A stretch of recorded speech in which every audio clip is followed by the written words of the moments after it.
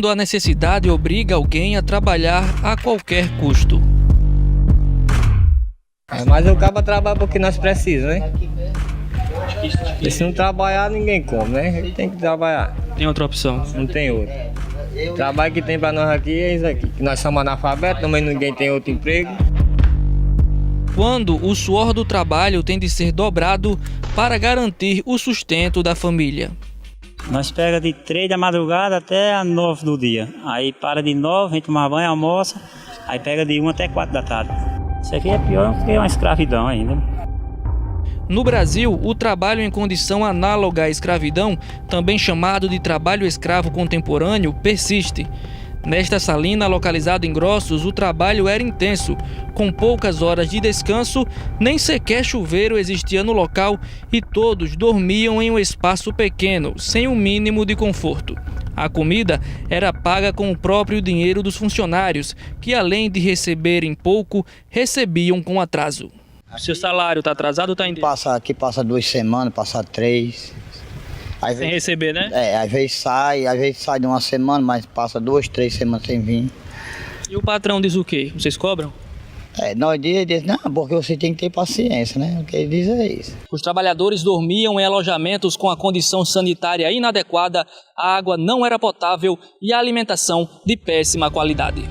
Aqui em Grossos, 7 trabalhadores foram encontrados nesta situação graças à fiscalização de uma força-tarefa realizada entre o Ministério Público Federal, Defensoria Pública da União e Ministério do Trabalho.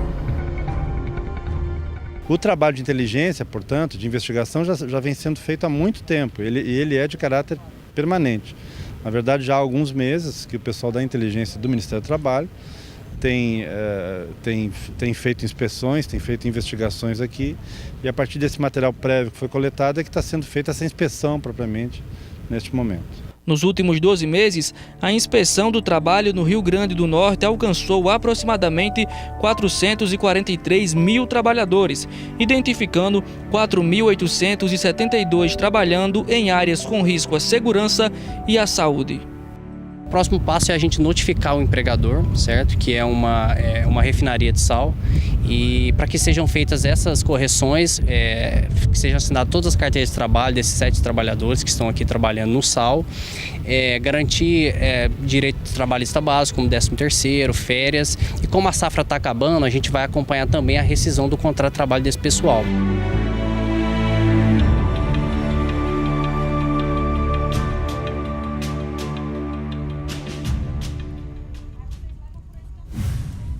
Infelizmente, essa ainda é uma triste realidade no Brasil.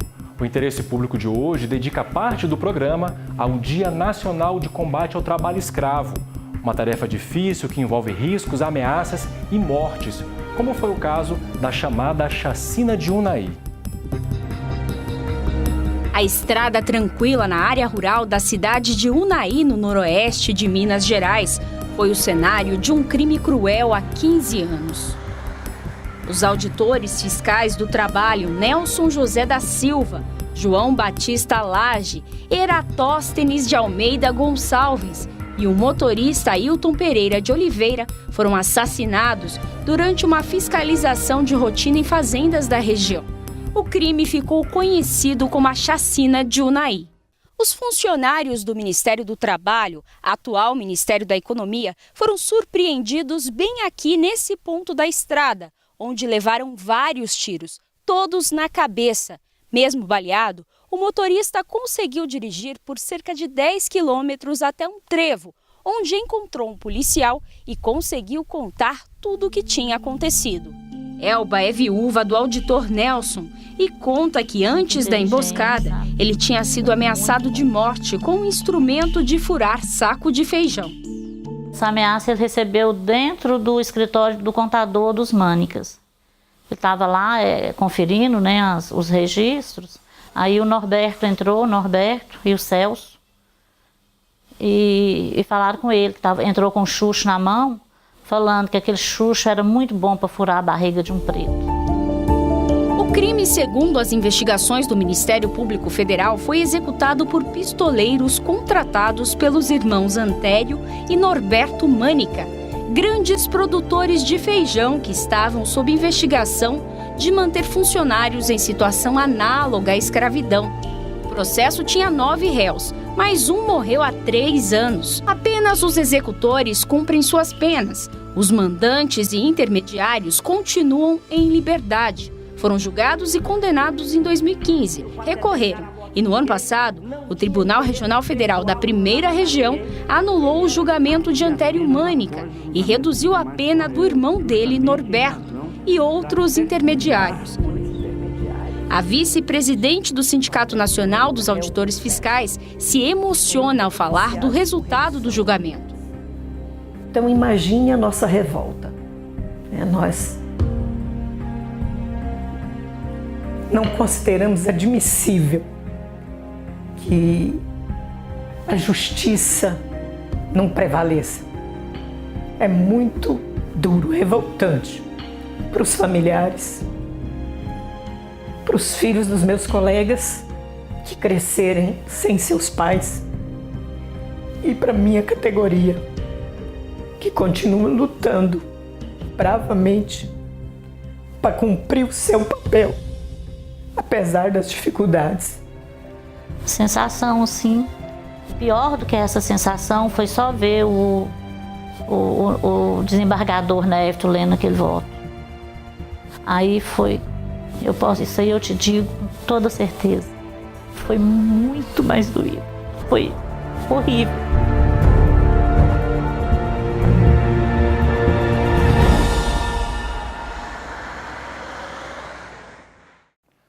Vamos ver como está esse caso de Unai na entrevista com o Procurador Regional da República, Marcos Vinícius Dias.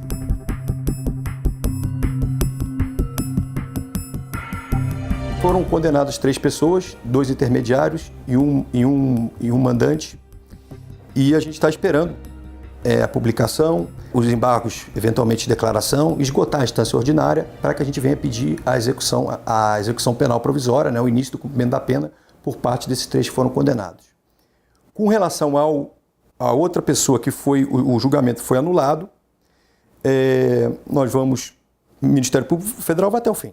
Vai recorrer para a gente tentar reverter, não vai ser uma tarefa fácil, nós vamos até as instâncias superiores tentar reverter essa decisão para que seja mantida a condenação do júri no sentido de 100 anos. Pois é, a gente tem que reescrever esse capítulo da história do nosso país e o MPF vem trabalhando para isso. E você vai ver também no programa de hoje. Ministério Público Federal entra na justiça para a empresa retirar carga perigosa abandonada desde 2012 no aeroporto de Viracopos, em Campinas, São Paulo. Um programa combate o trabalho escravo na indústria da moda.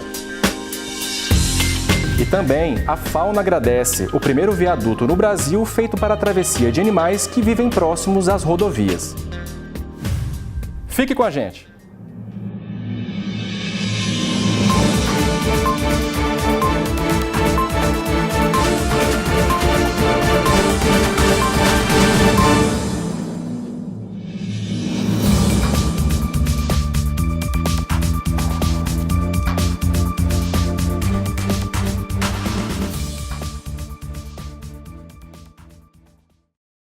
Ameaças contra comunidades indígenas. Em Rondônia, grileiros invadiram a terra Uruê-Uauau e também teriam ameaçado de morte os Caripuna. Há informações ainda de ataques planejados à terra chavante Marauá-Sede, em Mato Grosso, e contra os Guarani da Ponta do Arado, em Porto Alegre. A Câmara dos Povos Indígenas e Comunidades Tradicionais pediu ao Ministério da Justiça medidas urgentes de proteção a essas populações. E você vai ver também outros destaques da semana no Giro de Notícias.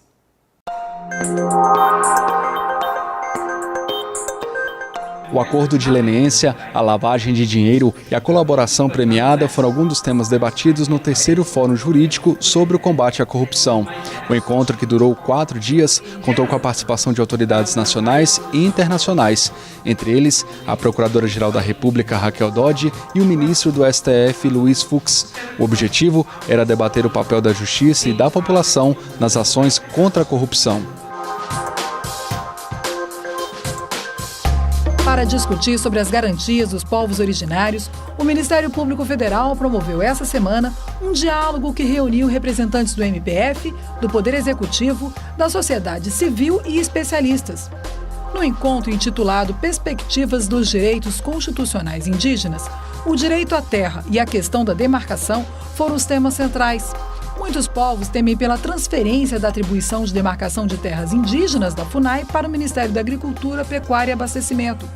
Um conselho interministerial que irá reunir as pastas da Agricultura, Defesa, Meio Ambiente, Direitos Humanos e Gabinete de Segurança Institucional deve ser criado para tratar do assunto e passará a fazer a identificação, a delimitação e a demarcação de terras indígenas.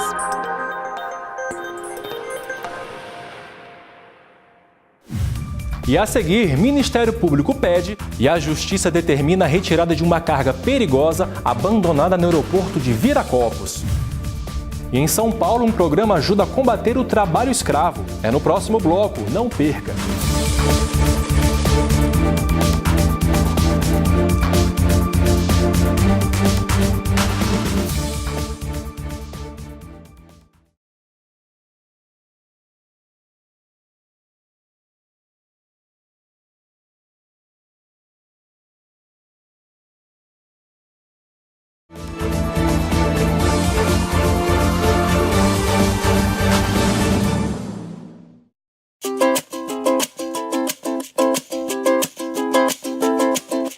A literatura de cordel recebeu o título de Patrimônio Cultural e Material Brasileiro.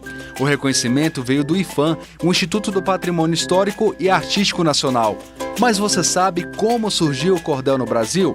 A prática de expor folhetos com poemas populares pendurados em cordas é do século XVIII. Vem daí a origem do nome cordel. A tradição portuguesa ganhou força no Nordeste. As rimas e ilustrações ajudam a divulgar as tradições locais e o folclore brasileiro. Quer mais informações como essa? Fique de olho nas nossas redes sociais.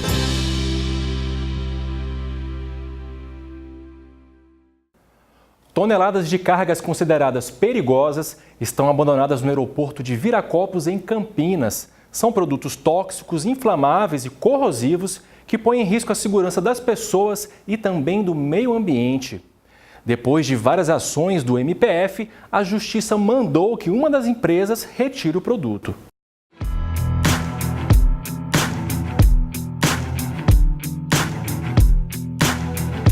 Todos os dias chegam mais de 400 toneladas de cargas importadas no Aeroporto Internacional de Viracopos, em Campinas, São Paulo, considerado o maior receptor de importação da América Latina. Mas o que tem preocupado os órgãos públicos são as cargas perigosas abandonadas há anos no local, que somam cerca de 10 toneladas. Esse quantitativo expressivo de cargas abandonadas ocupa um espaço útil muito grande dentro do terminal de cargas. Chegou, no início dos trabalhos, a ocupar cerca de 70% da área útil do terminal de cargas.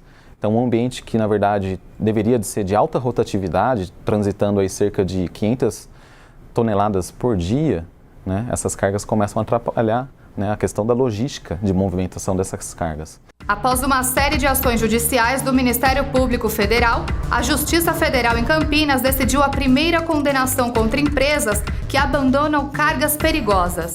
Neste caso, foi uma importação de quase meia tonelada de esmaltes já vencidos, que chegaram ao local em 2012 e a empresa não retirou.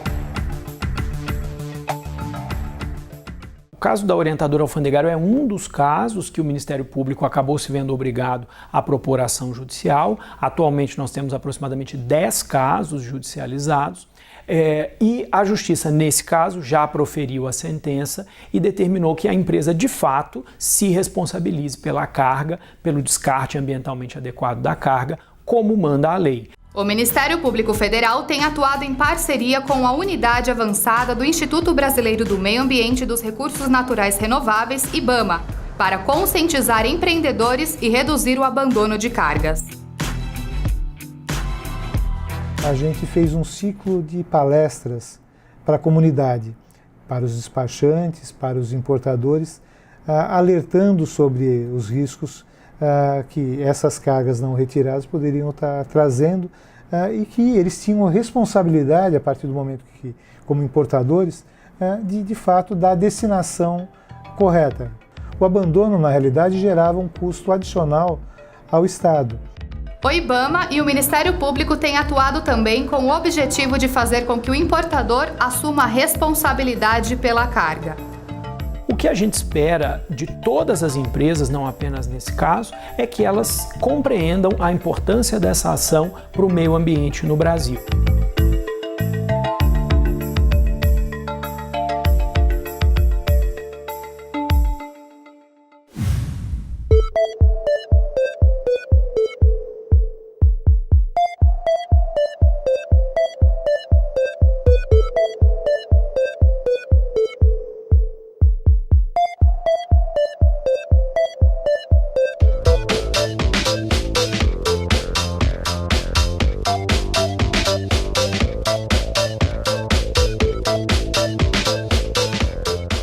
Tá aí um mundo glamuroso e muito rentável. Os números da moda no Brasil não param de crescer. A indústria têxtil e de confecções faturou quase 52 bilhões em 2017 no país. Mas, infelizmente, há um lado perverso e feio nesse mundo tão bem sucedido: o trabalho escravo.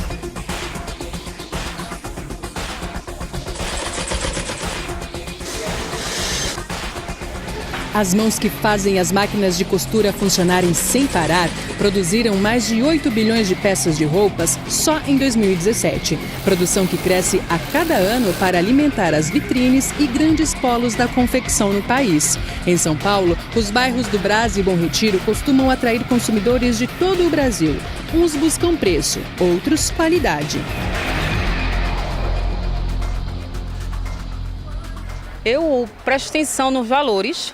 E se a costura é boa, se o tecido dá para outros clientes, se as clientes vão gostar, entendeu? Mas para alimentar essa indústria da moda que visa cada vez mais o lucro, trabalhadores imigrantes ou brasileiros sem qualificação são submetidos a condições precárias de trabalho em oficinas de costura clandestinas. Os números do faturamento da indústria têxtil no país impressionam. Em 2017, o setor arrecadou mais de 50 bilhões de reais. Os lucros elevados se devem, em grande parte dos casos, à terceirização da mão de obra, o que deixa a confecção mais barata e afasta das grandes grifes as responsabilidades trabalhistas. Em 8 anos, o Ministério do Trabalho já resgatou aproximadamente 1.800 pessoas em condições análogas à escravidão em São Paulo.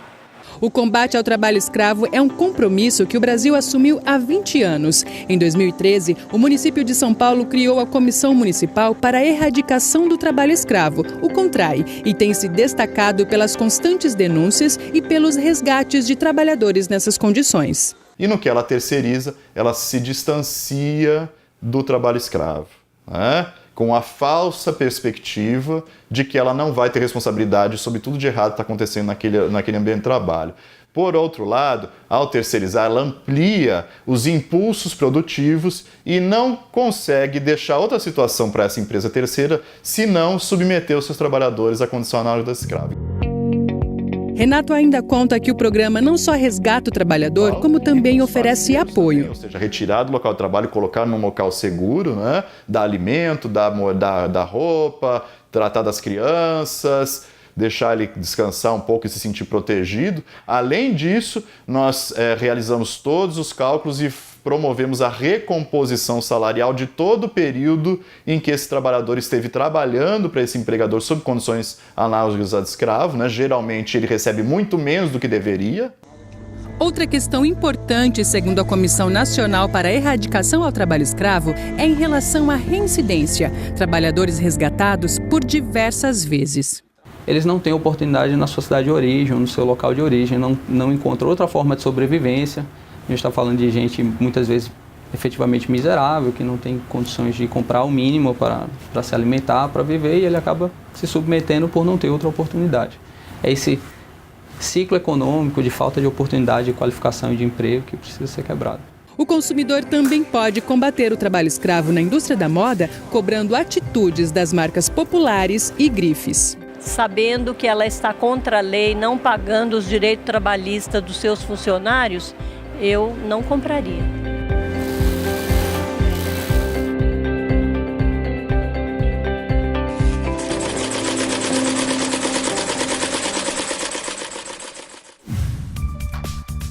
o primeiro viaduto no Brasil projetado para proteger a vida dos animais que vivem perto de estradas. Quem quer seguir a carreira militar tem de comprovar idoneidade moral e bons antecedentes. Você sabe o que isso significa? Vamos descobrir no próximo bloco.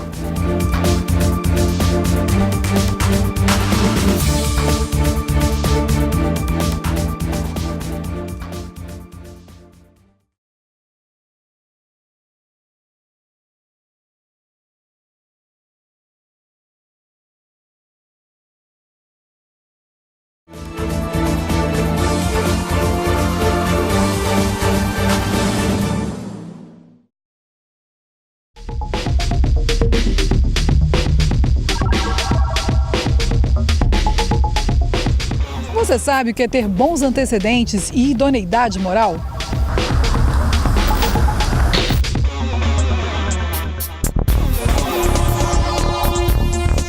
Idoneidade moral é a imagem ilibada da pessoa na sociedade que a torna merecedora de crédito e respeito. Uma pessoa que possui idoneidade moral é considerada honesta, honrada, é uma pessoa de bem. Esse requisito é avaliado a partir de cumprimento de normas e padrões. Já os antecedentes criminais são registros de informações como as condenações penais, as absolvições, os inquéritos arquivados e as ações penais. Todas as pessoas que são acusadas ou cometeram algum crime permanecem com o registro criminal no banco de dados da Polícia Federal. Esse é um dos melhores instrumentos que o Estado dispõe para poder garantir, tanto durante o curso de capacitação, como depois desse profissional já formado, para garantir para o cidadão que aquele é sim alguém que o cidadão possa confiar e possa acreditar durante o exercício da lei, principalmente. Para o Ministério Público Federal, essas qualidades devem ser exigidas para candidatos aprovados em concurso, principalmente em carreira policial. Gostou dessa explicação? Você pode acessar informações como essa nas redes sociais do MPF, no endereço que aparece aí na sua tela.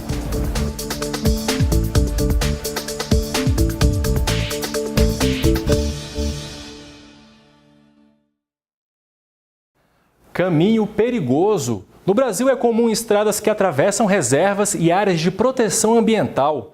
Um custo alto do desenvolvimento para espécies já ameaçadas de extinção e que ficam ainda mais expostas por causa dos atropelamentos. No Rio de Janeiro, os animais terão passagem para fazer essa travessia sem riscos e até um viaduto, o primeiro desse tipo no país. Casemiro de Abreu, no Rio de Janeiro, fica numa importante área de preservação da Mata Atlântica. É o único local onde vive uma espécie que já esteve muito ameaçada de extinção, o mico-leão dourado.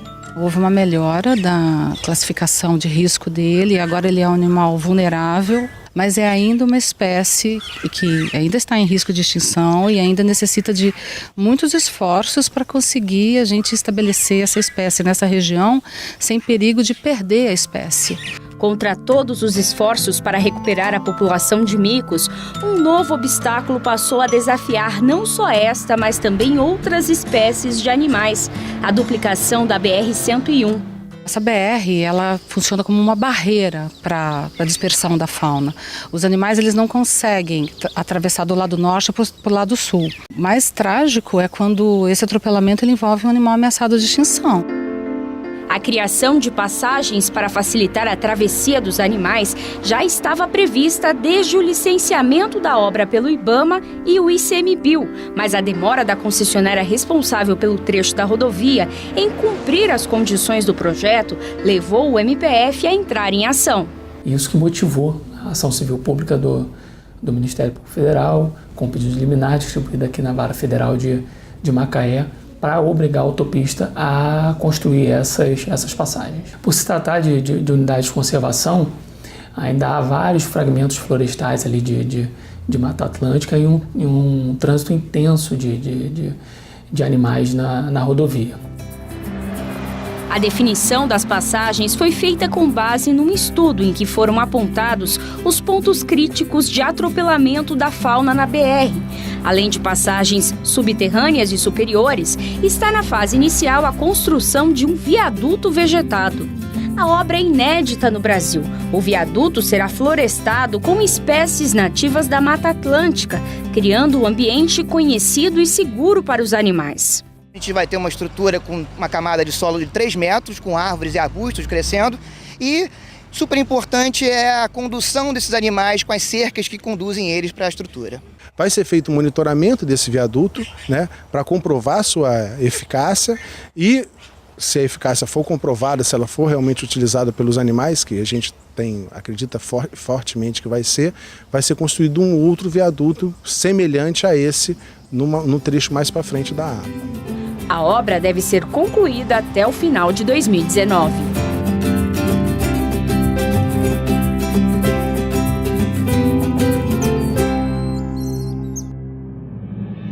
O Interesse Público fica por aqui.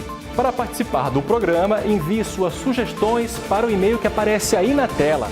E para rever as reportagens, acesse www.mpf.mp.br ou youtube.com/tvmpf. Muito obrigado pela sua companhia e até o próximo programa.